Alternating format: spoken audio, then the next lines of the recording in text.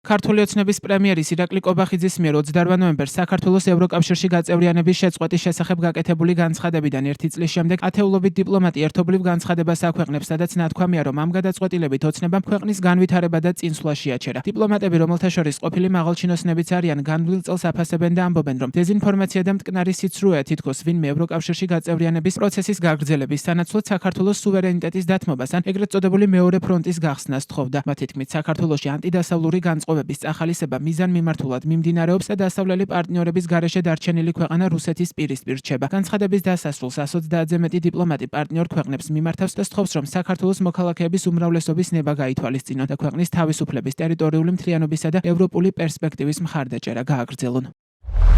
ერთი წელი გავიდა მას შემდეგ, რაც პარტია ქართულმა ოცნებამ 2024 წლის 28 ნოემბერს მიღებული გადაწყვეტილებით შეაჩერა საქართველოს სვლა ევროკავშირისაგან და შესაბამისად შეაფერხა ქვეყნის პროგრესი და განვითარება. ევროკავშირსა და ნატოში გაწევრიანება საქართველოსთვის არ არის მხოლოდ საგარეო პოლიტიკური პრიორიტეტი. ეს არის სუვერენიტეტის გაძლიერების, დემოკრატიული სახელმწიფოს მშენებლობის, ეროვნული თვითმყოფადობის დაცვისა და მშვიდობიანი მომავლის უზრუნველყოფის გზა. დეზინფორმაცია და მტკნარი სიცრუეა თითქოს ვინმე ევროკავშირში გაწევრიანების პროცესის გაგრძელების სანაცვლოდ სუვერენიტეტის დათმობას ან მეორე ფრონტის გახსნას თხოვდა საქართველოს. ევროკავშირში გაწევრიანების განაცხადის გაკეთებით აღებული ვალდებულებები დაკავშირებული იყო მათ შორის კანონის უზენაესობის განმტკიცებასთან, სახელმწიფო ინსტიტუტების გაძლიერებასთან, სასამართლო სისტემის დამოუკიდებლობის უზრუნველყოფასთან, კორუფციის აღმოფხვრასთან და ადამიანის საყოველთაოდ აღიარებული უფლებების და თავისუფლებების პატივისცემასთან. საქართველოს წინააღმდეგ ჰიბრიდული საფრთხეების გამოყენებით რუსეთი წლებია ცდილობს ჩვენი ქვეყნის ევროპული იდენტობის შეცვლას, დასავლური სამყაროსაგან ჩვენს იზოლირებას და ნეიტრალიტეტის იდეით მანიპულირებას. თალსახაა, რომ დღეს ქართული ოცნების მიერ გატარებული საგარეო პოლიტიკური კურსი სრულად არის აცდენილი საქართველოს კონსტიტუციის 78 მუხლის მოთხოვნებს და ქართველი ხალხის მრავალსაუკუნოვან ცივილიზაციურ არჩევანს.